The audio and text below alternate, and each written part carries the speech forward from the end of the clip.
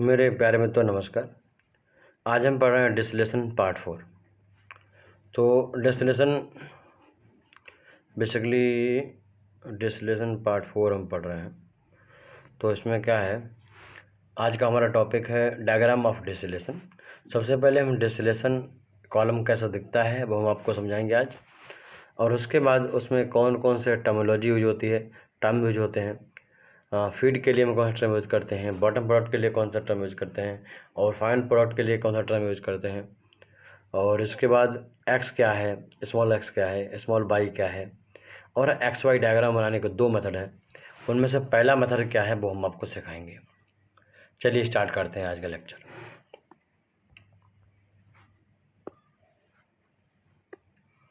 अब जो है हम एक फिगर बनाने वाले हैं।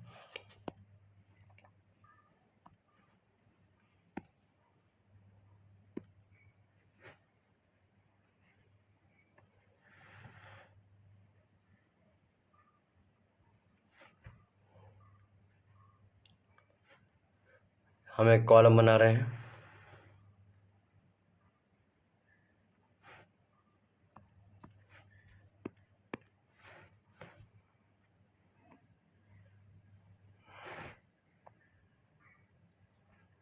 ठीक, इस कॉलम में क्या होता है कि इस कॉलम में डिफरेंट प्लेट होती हैं अंदर। ठीक, पहले 3 प्रकार के होते हैं, वो आगे हम बताएंगे आपको। तो डिफरेंट प्लेट होती हैं। प्लेट को हम इस तरीके से रिप्रेजेंट करते हैं।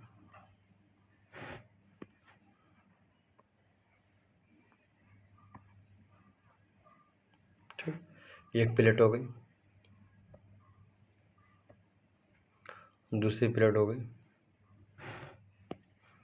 ये जो है थोड़ा आगे आगे चल के होती है, इस तरीके से, मान लो यहाँ तक होती है। दूसरी प्लेट यहाँ तक हो गई।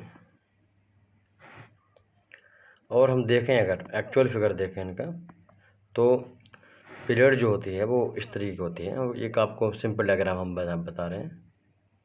इस तरीके की पीरियड जो है यहाँ पर,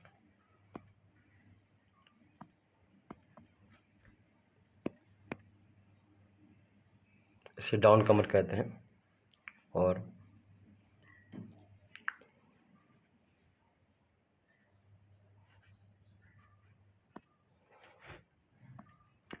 इसको नीचे लेके आना है तो आप इसको ऐसे बनाइए, इस तरीके से। ठीक, फिर एक हमें दूसरी प्लेट बनानी है।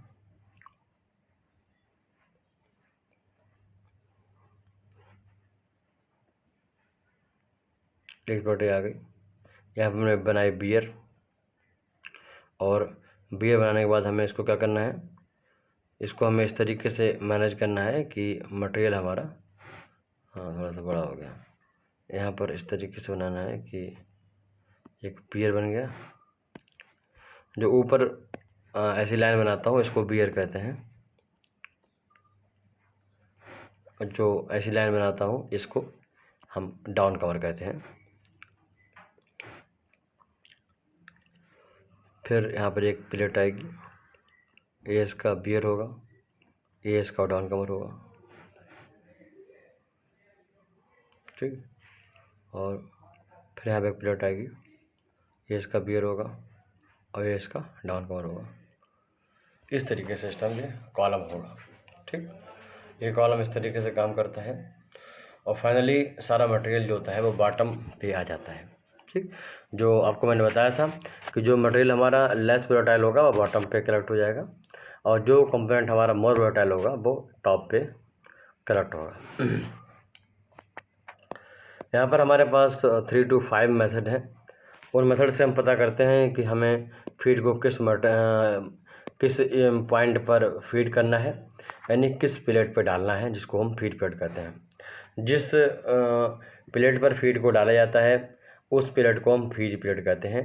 कई बार इंटरव्यू में और बच्चे पूछते हैं कि सर फीड को कहाँ पर डालेंगे। तो फीड की लोकेशन हम कोई भी मेथड है, जैसे कि पंचम सेवरत मेथड है, लोएस्ट सोराल मेथड है, या फिर हमारा मैकअप मेथड है, उनमें जब देखोगे तो वहाँ पर जब सॉल्व करोगे डाटा के हिसाब से, तो वहाँ पर फीड पीरियड की लोकेशन खुद बन के आएगी कि आपको इस लोकेशन पे डालना है। ठीक, तो उसी हिसाब से हम इसको फीड करते हैं। क्लियर होगी बात?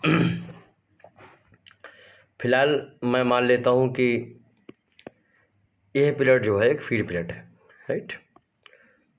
ऊपर से काउंट करते हैं तो पहली पीरियड, दूसरी, तीसरी, चौथी। ठीक, ऐसे ही 15, 10, 20, 25 ऐसी पीरियडें कॉलम में हो सकती हैं, और 25 से ज़्यादा ही हो सकती हैं, राइट। अगर हमारा जो कंपोनेंट ऐसा है कि इनके बीच में बॉइलिंग पॉइंट डिफरेंस ज़्यादा नहीं है और इनको प्योर करना डिफ़िकल्ट है, तो वहाँ पर नंबर ऑफ पीरियड बढ़ जाती हैं।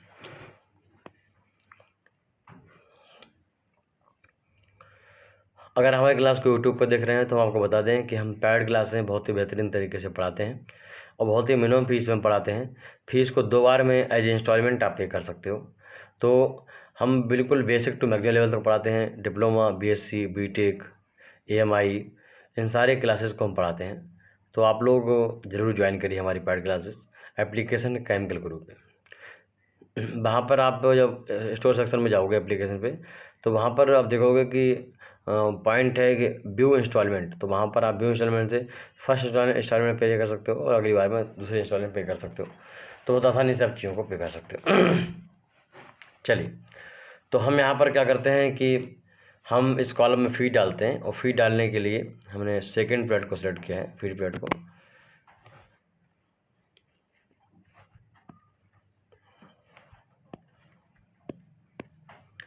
देखिएगा इस तरीके से यहाँ पर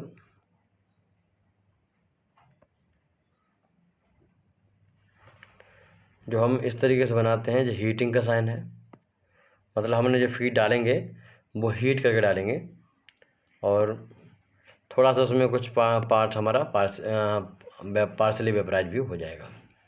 ठीक, इस तरीके से हम उसको मैनेज करेंगे।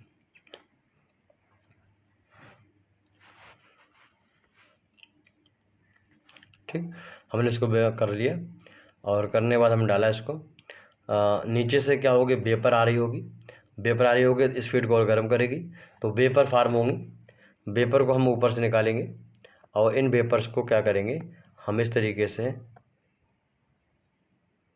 इनको क्या करेंगे, हम इनको इस तरीके से बनाया है, ये हम इसे कंडेंस कर लेंगे। ठीक, अच्छा, हम हीटर को इसके बारे में बात करें, हीटर एच को, तो हम इसको ऐसे दिखाते हैं, और चलो इसको हम सिंपली एच लिख देते हैं। This is the heater, see this is condenser. ठीक, और कंडेंसर को इस तरीके से दिखाते हैं। जो वेपर बनी है उनको हम बी से डाउन करेंगे। जो अमाउंट ऑफ वेपर कितने केजी पर आवर है, वो हमारा कितने मोल पर आवर है, वो बी है, कैपिटल बी है। कंडेंस कर लिया, और कंडेंस करके जो क्या होगा, कंडेंसर में इकट्ठी जाएंगी। कंडेंसर के बारे में मैंने हीट ट्रांसफर आपको पढ़ाया है। इस तरीके से एक कंडेंसर है, इसमें एक कंडेंस हो गई।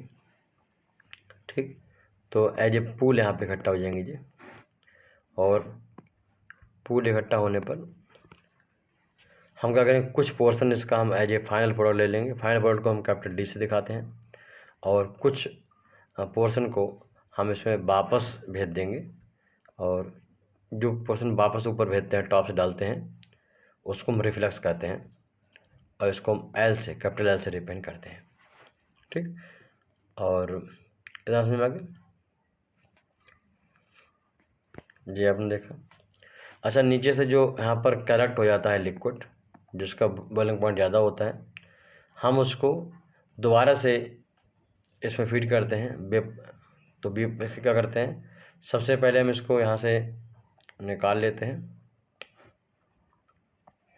निकाल लिया, ये हमारा एक बॉयलर है, और ये बॉयलर दोबारा से बॉयल करता है, इसलिए इसको हम रिबॉयलर कहते हैं। ये ट्यूब टाइप का हो सकता है, इसमें हम स्टीम फीड करते हैं, और ट्यूब्स में स्टीम डालते हैं, और सेल साइड में जाता है। सेल साइड में जाके जो लिक्विड है वो वेपर में कन्वर्ट हो जाता है। जो लिक्विड यहाँ से स्टार्ट होता है वो वेपर में कन्वर्ट हो जाता है, और उसकी जो वेपर है, उन वेपर्स को दोबारा से हम इस कॉलम में फीड कर देते हैं, हम उनको सबसे नीचे वाली प्लेट के बॉटम पे वेपर को फीड कर देते हैं, तो वेपर दोबारा ऊपर उठती है। ठीक, और जो स्टीम हमने यहाँ पर फीड किया था मान लो ट्यूब में, वहाँ से कंडेंसेट होकर बाहर निकल जाती है। जिस तरीके से वेपर बनी थी उनके अमाउंट को हमने कैपिटल बी बोला था, वैसे ही यहाँ पर जो लिक्विड नीचे से बनेगा इसे बॉटम प्रोडक्ट का मतलब बॉटम, हम एक तरीके से जो हम इसको दोबारा से रिवाइल कर रहे हैं। ठीक क्या करते हैं कि इसके कुछ हिस्से को हम यूँ बोले कि हम इसमें से यूँ समझिए, हम इसमें से कुछ हिस्सा निकाल लेते हैं। ठीक, इसमें से कुछ हिस्सा निकाल लेते हैं और इसमें से कुछ हिस्सा निकाल लेते हैं, उसको हम W कहते हैं। This is the final product from bottom, यानी बॉटम से मुझे प्रोडक्ट मिलता है, इसको हम रेजिड्यू कहते हैं। This is not a product, इसको रेजिड्यू कहते हैं। ज़्यादा और ज़्यादा एकोमोडेशन उसका ना होता रहे, इसलिए हमें कुछ अमाउंट उसको बाहर निकालते रहते हैं। जो रेजिड्यू होता है एक तरीके से वेस्ट होता है, हो सकता है वो किसी भी अदर इंडस्ट्री के लिए, अदर पर्पज़ के लिए वो एक प्रोडक्ट भी हो सकता है, तो हम इसको एज ए रेजिड्यू बाहर निकाल देते हैं। तो ये हमारा कैपिटल W हो गया। ये काफ़ी गर्म होता है, इसलिए हम जो मैंने हीटर से फीड को गर्म किया था, तो हम चाहें तो इसकी हेल्प से हम क्या कर सकते हैं कि हम इसकी हेल्प से हम किसी अदर स्टीम को गर्म भी कर सकते हैं। तो मान लेते हैं कि हम इसी को यहाँ से गर्म कर देते हैं। ठीक, तो फाइनली मुझे यहाँ पर W मिल जाता है, जो मैंने बोला कितने kg बराबर है मिल जाता है। ठीक, और जो हमने फीड डाला था इसको हम कितना kg पर डाल रहे हैं, दिस द कैपिटल F, इसको कैपिटल F कहते हैं। ठीक, तो इसमें सारी चीज़ें आपने देख ली हैं। चलो एक बार हम इनको नंबरिंग दे देते हैं और फिर हम आपको समझाना शुरू करते हैं। ठीक, ये जो 1 2 3 लिखा है ये क्या है कि नंबरिंग है, नंबर ऑफ प्लेट की। हम एरो लगा रहे हैं, लिख रहे हैं। पहला हम नंबर दिया है कॉलम के लिए, हीटर के लिए हमारे 2 नंबर दे देते हैं। जो कंडेंसर है इसके लिए 3 नंबर दे देते हैं, और जो चौथे नंबर पे है इसे एक्यूमुलेटर कहते हैं। कंडेंसिंग होने के बाद यहाँ पर इकट्ठा हो जाता है, दिस इज एक्यूमुलेटर, इसको 4 नंबर दे देते हैं। बहुत महत्वपूर्ण पार्ट है हमारा रिबॉयलर, इसको 5 नंबर दे देते हैं। ठीक, ए नंबर रखो। चलिए, जो आपने एक डिस्टिलेशन सैंपल डायग्राम देखा, थोड़ा लिख लेते हैं इसके बारे में। F क्या है, देखो F जो है वो कुछ और नहीं बल्कि फीड है। कितने kg पर आवर या कितने मोल पर आवर हमने फीड दिया है, दिस इज द फीड। देखो फीड जो है वो लिक्विड हो सकती है। ठीक, यानी 2 कंपाउंड या 3 कंपाउंड का मिक्सचर होगी तो वो लिक्विड फार्म हो सकता है। फीड हमारी वेपर फार्म में भी हो सकती है, या फिर लिक्विड वेपर का मिक्सचर हो सकता है।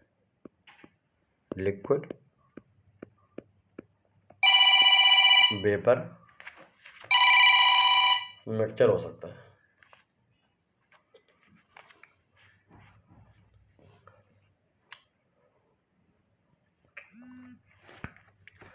लिक्विड वेपर मिक्सचर भी हो सकता है। फिर बात आई डी की, यानी डिस्टिलेशन की। तो डी जो मैंने आपको दिखाया था कि यहाँ पर निकला था जो फाइनल, तो जो डी जो है फाइनल प्रोडक्ट है जो मुझे प्योर फार्म मिलता है। मान लो हमने आपका एग्जाम्पल दिया था पिछले क्लास में मेथनॉल और वाटर का, तो मेथनॉल बॉइलिंग पॉइंट 80 है, मेथनॉल टॉलन दिया था, तो मेथनॉल का बॉइलिंग पॉइंट 80 है और टॉलन का 110 है। या फिर वाटर, तो मैं बेसिकली एग्जाम्पल हम लेते हैं बेंजीन टॉलन का, इसको इंडस्ट्रियल हम एग्जाम्पल बोलते हैं, इसको अलग करते हैं इसमें। डी डिस्टिलेट है, इसको बोलते हैं, डी को बोलते हैं डिस्टिलेट। न्यूमेरिकल में या फिर वैसे हम बार बार टर्म यूज करेंगे डिस्टिलेट, तो समझना हम डी के बारे में बात कर रहे हैं। डी डिस्टिलेट है, या फिर इसको हम लिखते हैं टॉप प्रोडक्ट, ये फाइनल प्रोडक्ट। जो डिस्टिलेट है इसमें ज़्यादातर जो कंपोजिशन होता है मोर वाटर कंपोनेंट का होता है। मालूम पड़ेगा जो मोर वाटर कंपोनेंट है वो 90% है, 95% है, और लेस वाटर 5% है। तो इसमें मोर वाटर ज़्यादा होता है। लिखो it rich in more volatile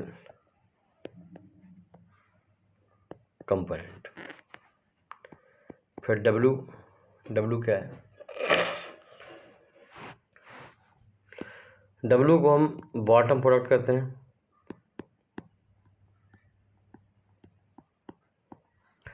या फिर इसको रेजिड्यू कहते हैं। अगर रेजिड्यू बोले तो समझना डब्ल्यू की बात कर रहा है। रेजिड्यू कहते हैं। चलो इट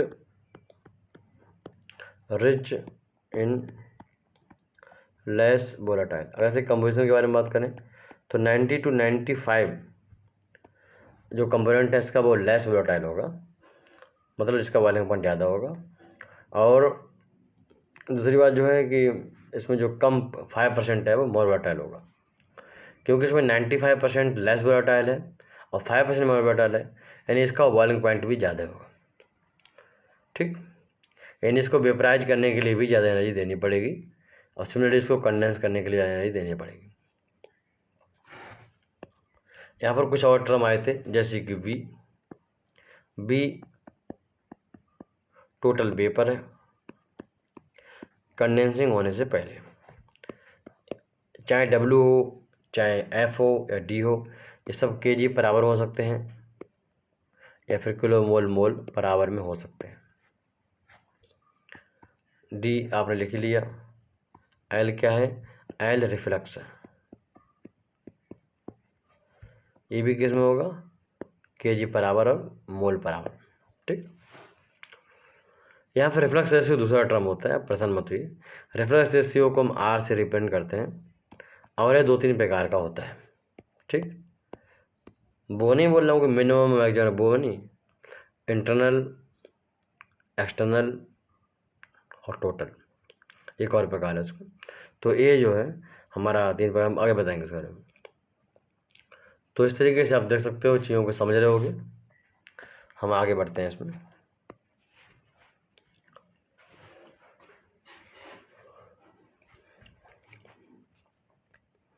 लिखिए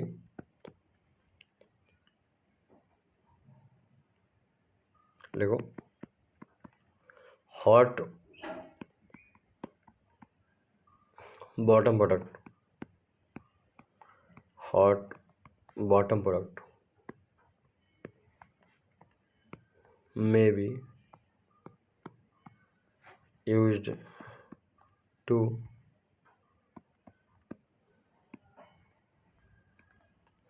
preheat the feed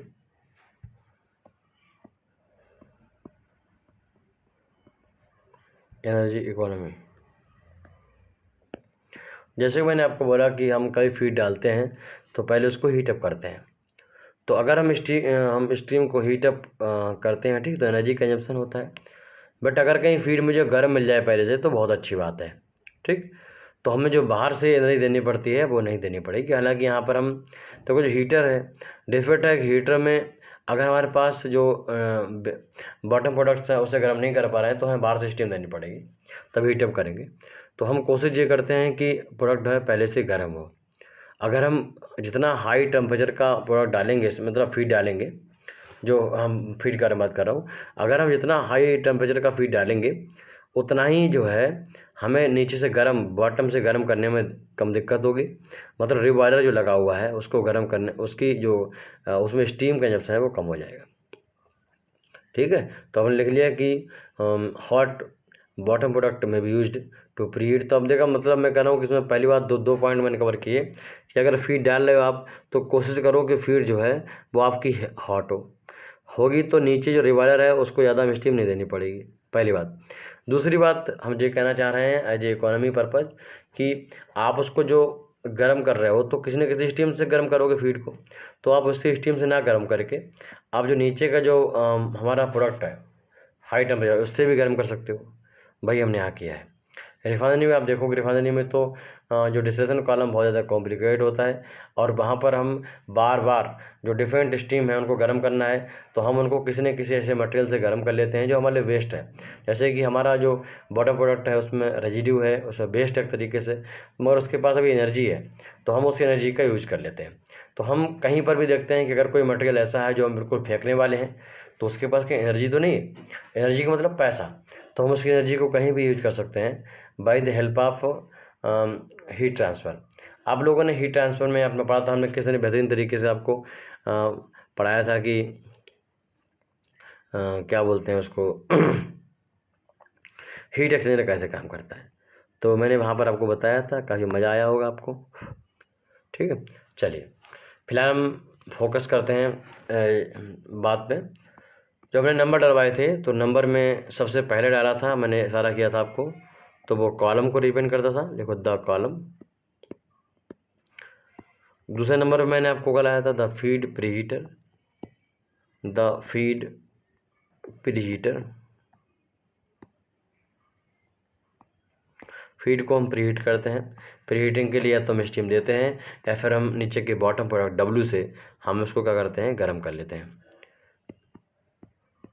इस तरीके से किसी भी स्टीम की एनर्जी को यूज करने को हम एनर्जी इकोनोमाइजेशन बोलते हैं, और अगर कोई इक्विपमेंट डेडिकेटली इसी के लिए काम कर रहा है तो हम उसको इकोनोमाइजर कह सकते हैं।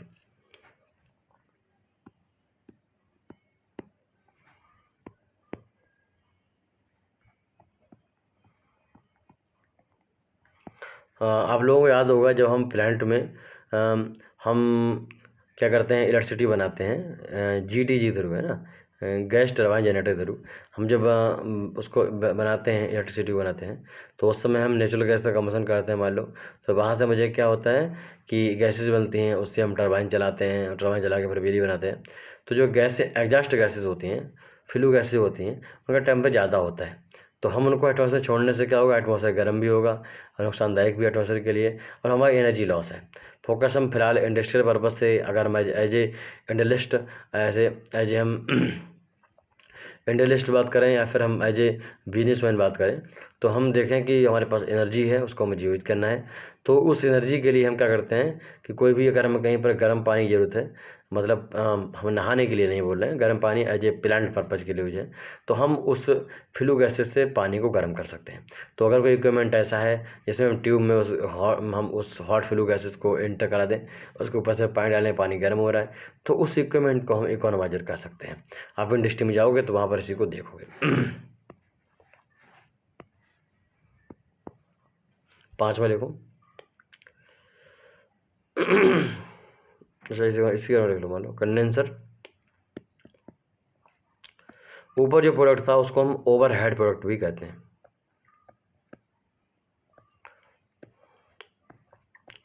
जो वेपर में जो ऊपर मिलती हैं वो ओवरहेड वेपर है। ठीक, तो नीचे हमने जो यूज किया टर्म था वो था रिवॉल्वर। तो रिवॉल्वर क्या करता है, जो फाइनली ना प्लेटों से गुजर के नीचे आ जाता है लिक्विड हमारा, उसको पार्सली गर्म करता है, पार्सली वेपराइज भी करता है। ठीक, तो लिखो फॉर पार्शियल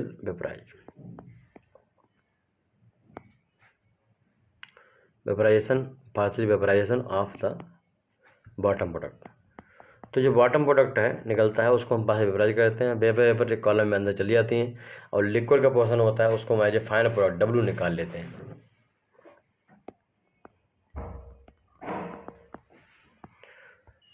सिंपल समझो कि अगर हमारे पास मान लो ये है, हमने निकाला है इतना, इसको हमने क्या किया, गर्म कर लिया, तो कुछ वेपर बन गई होंगी, वेपर को हमने दोबारा से कॉलम वापस कर दिया, मान लो वी डैश है, और जो लिक्विड बन रह गया था, वेपराइज नहीं हुआ, उसको हमने एज डब्ल्यू निकाल लिया। ठीक, इस तरीके से कई बार हम फिर बनाएंगे तो काफ़ी चीज़ें समझ जाओगे। तो मुझे लगता है कि कॉलम में हम क्या क्या टर्म यूज करते हैं वो समझ में आ गया आपको। जैसे कि हम फीड के लिए हम एफ यूज करते हैं, वो किलो मोल या फिर मोल पर आवर या केजी पर आवर हो सकता है। ऐसे ही हम इसकी फीड है, ऐसे ही हम बॉटम प्रोडक्ट के डब्ल्यू यूज करते हैं। ऐसे हम बात करें कि हमारा फाइनल प्रोडक्ट है, उसको हम डी यूज करते हैं। जो मटेरियल हम बैक करते हैं कॉलम में, टॉप प्लेट पर डालते हैं, उसको हम रिफ्लेक्स करते हैं, उसके लिए हम कैपिटल एल यूज करते हैं। तो वो सारे टर्म आपको समझ में आ रहे होंगे, ठीक है। तो मुझे लगता है कि काफ़ी ज़्यादा चीज़ें क्लियर हो गई आपको। फिर मिलते हैं। नमस्कार, जय हिंद, जय भारत। नेक्स्ट टॉपिक हम लोग कवर करेंगे अपना टॉपिक XY डायग्राम।